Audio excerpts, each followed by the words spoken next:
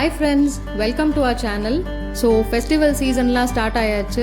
விநாயக சதுர்த்தி இன்னும் கொஞ்ச நாள்ல வரப்போறனால நாங்க ஒரு ஸ்பெஷல் வீடியோ பண்ணியிருக்கோம் இன்னைக்கு. விநாயகருக்கு ரொம்ப பிடிச்ச பிள்ளையார்பட்டி ஸ்பெஷல் மோதகம் எப்படி பண்றதுன்னு நாங்க உங்களுக்கு காட்ட போறோம். இதை எங்க அம்மா ரொம்ப நல்லா செய்வாங்க. அதனால நம்ம சேனலுக்காக அவங்கள செய்ய சொல்லி நாங்க ஷூட் பண்ணியிருக்கோம். இப்போ எப்படி செய்யறதுன்னு பார்க்கலாம். தேவையான இன்க்ரீடியன்ஸ் என்னென்னா பச்சரிசி 1 கப் எடுத்துக்கோங்க. மாவரிசி வேண்டாம், சாப்பாட்டுக்கு யூஸ் பண்ணுற அரிசியே எடுத்துக்கலாம். பொடி பண்ண வெல்லம் 1.5 கப் எடுத்துக்கோங்க. தேங்காய் துருவல் 1 கப், ஏலக்காய் பவுடர் 1 டீஸ்பூன், நெய் 4லேருந்து 5 டீஸ்பூன். இப்போ பச்சரிசியை நல்லா 2-3 தடவை கழுவிட்டு அதை இந்த மாதிரி ஒரு அரை மணி நேரம் ஊற வச்சுக்கோங்க.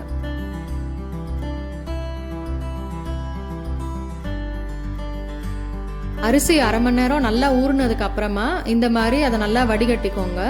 அதுக்கப்புறம் இந்த மாதிரி ஒரு துணி விரிச்சு ஃபேனுக்கு கீழே அதை நல்லா இப்படி காய வச்சிருங்க.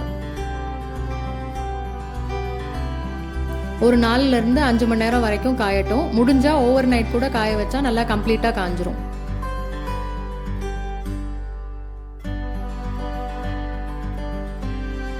அரிசி நல்லா காஞ்சதுக்கு அப்புறமா இதை ஒரு மிக்சர் ஜாரில் போட்டு ஒரு 5-6 தடவை பல்ஸ் பண்ணி எடுத்துக்கோங்க. ரவை மாதிரி வரணும், அது வரைக்கும் பல்ஸ் பண்ணி எடுத்துக்கோங்க. கண்டினியூஸாக ஸ்பீட் 1 2 3லலாம் வச்சு போட்டுறாதீங்க, பல்ஸ் பண்ணால் போதும்.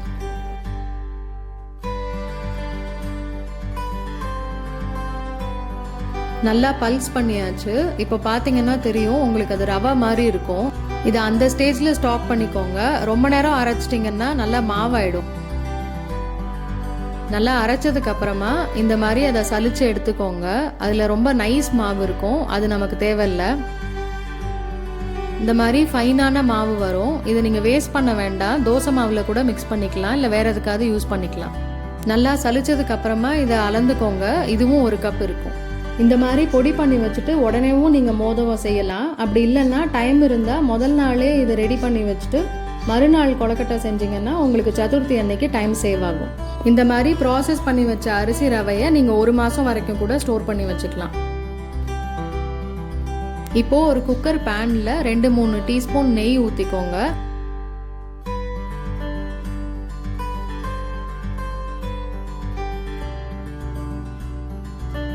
அதில் இந்த சலிச்சு எடுத்த அரிசியை போட்டு நல்லா கிளறிக்கோங்க.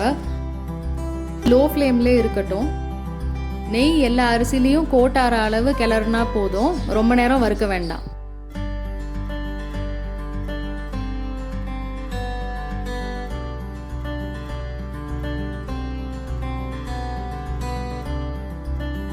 நெய் எல்லாத்துலேயும் நல்லா கோட் ஆயிடுச்சு. இப்போ இதில் 2.5 டம்ளர் தண்ணி ஊற்றி குக்கரில் 2 விசிலுக்கு நல்லா வேக வச்சுக்கலாம்.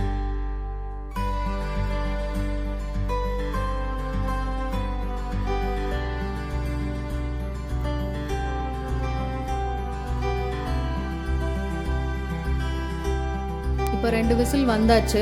இது ஸ்டீம் போகிறதுக்குள்ள நம்ம வெள்ளை பாகு ரெடி பண்ணிக்கலாம். வெல்லம் பாகு நல்லா சூடாக தான் இருக்கணும் நம்ம மிக்ஸ் பண்ணுறதுக்கு, அதனால முன்னாடியெல்லாம் பண்ணி வைக்க வேண்டாம். இந்த மாதிரி ஒரு பாத்திரத்தில் பொடி பண்ண வெல்லத்தை போட்டுட்டு 1/4 கப் தண்ணி அது கூட ஆட் பண்ணி நல்லா கரைச்சிக்கோங்க. வெல்லத்தை லம்ஸ் எல்லாம் எதுவும் இல்லாமல் நல்லா கரைச்சி விட்டுக்கோங்க. பாகு பதம்லாம் வரக்கூடாது, நல்லா கரைஞ்சா போதும்.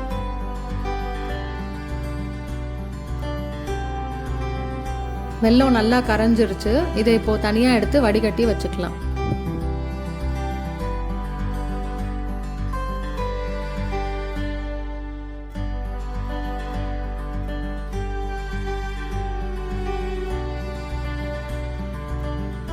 இப்போ ஸ்டீம் போயாச்சு. குக்கர் ஓப்பன் பண்ணிட்டோம். நல்லா நெய் போட்டு கிளறி இருக்கிறதுனால அடியிலெல்லாம் ஒட்டாமல் நல்லா உதிரியாக வெந்திருக்கு.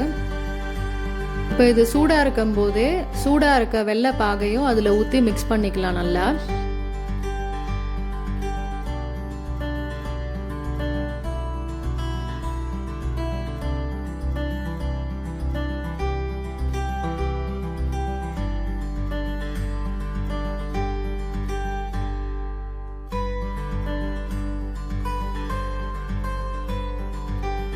ஒரு சில அரிசி எல்லா பாகையுமே இழுத்துரும். ஆனால் ஒருவேளை உங்களுக்கு அது இழுக்கலைன்னா நீங்கள் அதை அடுப்பில் வச்சு கெட்டியாற வரைக்கும் கிண்டுங்க.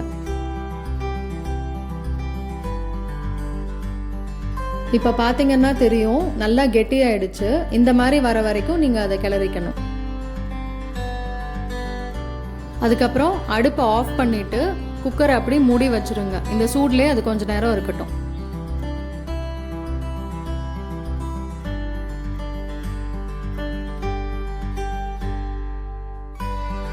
இந்த மாதிரி நல்லா ஆறி கெட்டியானதுக்கு அப்புறமா ஏலக்காய் தூளையும் துருவின தேங்காயவும் அதில் போட்டு நல்லா மிக்ஸ் பண்ணிக்கலாம்.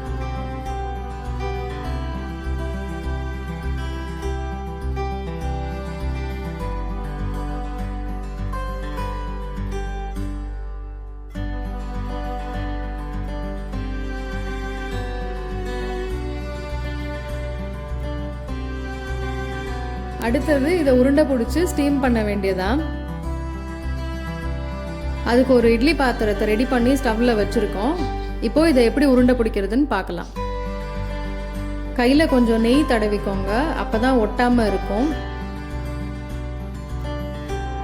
இப்படி கொஞ்சம் கொஞ்சமாக எடுத்து இந்த சைஸில் கொழக்கட்டை பிடிச்சி வச்சுக்கோங்க.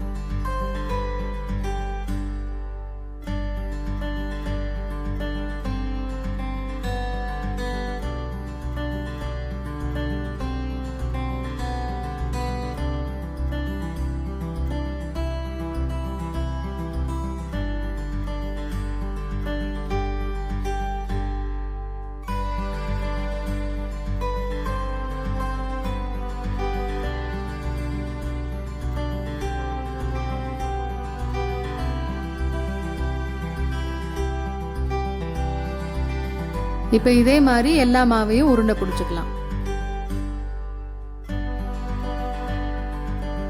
எல்லாத்தையும் நம்ம இப்போ ரெடி பண்ணியாச்சு. நாம எடுத்துக்கிட்ட 1 கப் அரிசிக்கு இத்தனை மோதகம் வந்திருக்கு.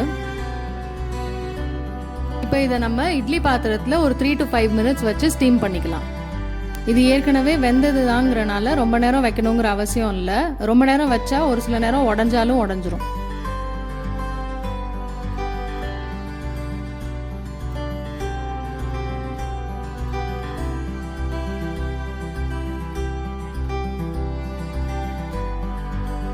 ஃபைவ் மினிட்ஸ் ஆயிடுச்சு. நம்மளோட மோதகம் சூப்பராக ரெடி ஆயிடுச்சு.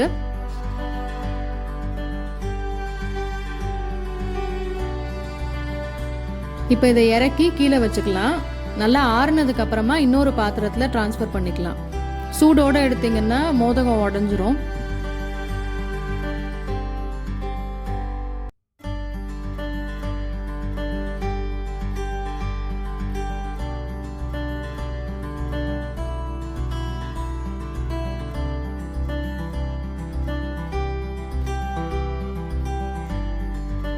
இப்போ நம்மளோட சூப்பர் டேஸ்டியான மோதகம் ரெடி ஆயாச்சு. இதை கண்டிப்பாக நீங்களும் உங்கள் வீட்டில் ட்ரை பண்ணி பாருங்கள். எப்படி வந்ததுன்னு எங்களுக்கு கமெண்ட்ஸில் சொல்லுங்கள்.